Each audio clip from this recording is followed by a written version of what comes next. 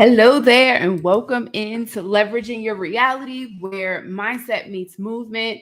I'm Shavon Camper, your partner in growth as you become a healthier you, a healthier parent, a healthier spouse, and a healthier leader.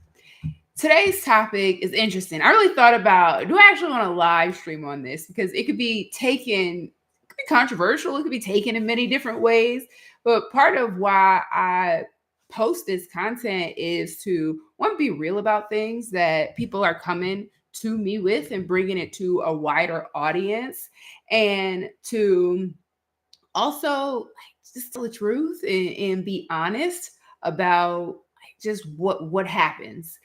And this is one of those topics where I'm going to have to set some understanding before we jump into it. So I'm going to have a conversation about depression. And depression is a word that's heavily used.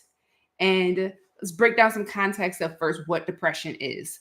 Depression is sadness amplified. And you think about it more of a scale. Sadness is on one side of the scale, clinically depressed is on the other side of the scale.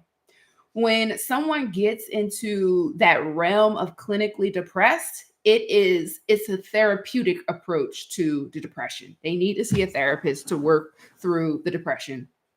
Before one gets to clinically depressed, it's heightened sadness that is standing around and being there. Sadness amplified, essentially. I had a client ask me, Shavon, how did you deal with postpartum depression? And I thought, and I almost didn't tell her my actual thought that came, but then I just decided to, you know what? I commit to being real with people. I said I didn't experience postpartum depression, and for me, a big part of it was I didn't have time to think. It Aside from when you're dealing with clinical depression, and postpartum is one of those that can go into it, but this high level, you're dealing with higher levels of sadness, right? It means that you had the luxury of time to actually think and ruminate on all the things that you're sad about. And when we are to high level, like just extreme sadness, high levels of sadness, it means that we're spending a lot of our time in a certain mindset, focused on a certain thing. And there are many things that people want to be up to in life. And if you're not in the clinical depression side of things, I really, really challenge you to question and look at how much time you're spending being sad and thinking about sad things or negative things, and reallocate that time somewhere else. And even if you just try it out, like if you just try it out, you know what? Let me first look at how much time I actually spend being sad.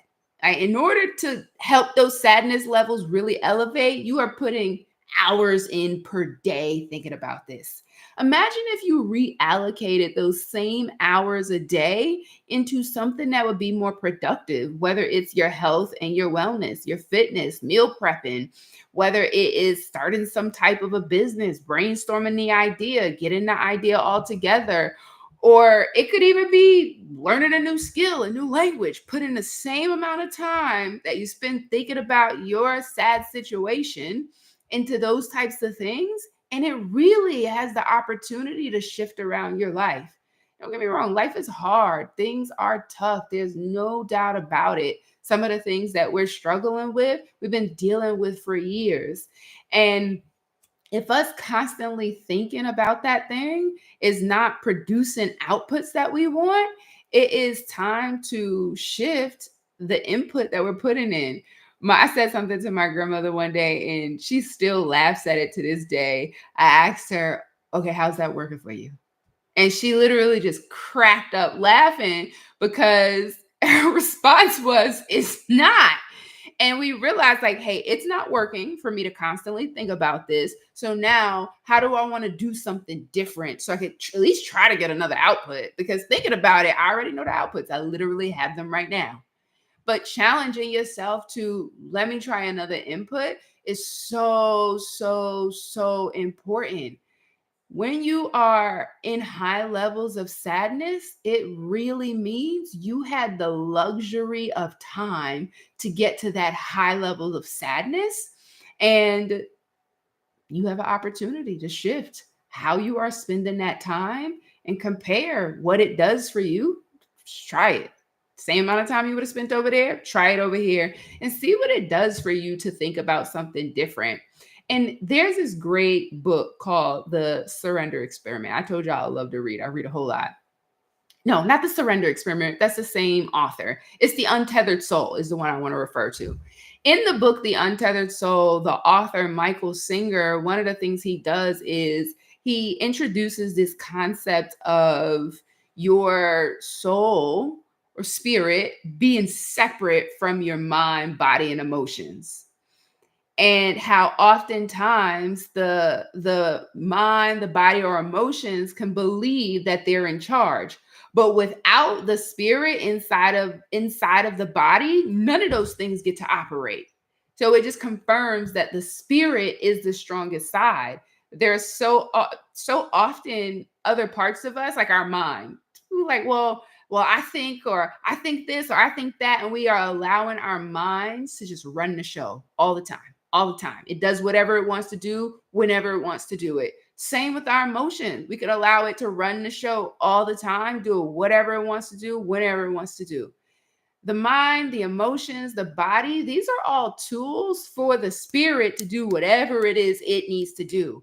And sometimes we have to remind our mind, we have to remind our emotions, like, hey, you are a tool for me to bring out whatever it is that is I have to do in this world. And when you remind your mind, your body, your emotions that it's a tool that you use, what it allows for is you to begin to separate yourself from your emotions or from your feelings or even from some things that are happening within your body. Telling yourself, like, hey, sadness, I see you're here to visit me and you want to hang out. Right now, I have some other things I need to prioritize. But what do you need in this moment? I recognize you're here and checking in, like, hey, what does this sadness need? Giving it something it needs. You're all good. Everything's fine. It's going to be okay. This is a moment. We're going to work our way through this moment.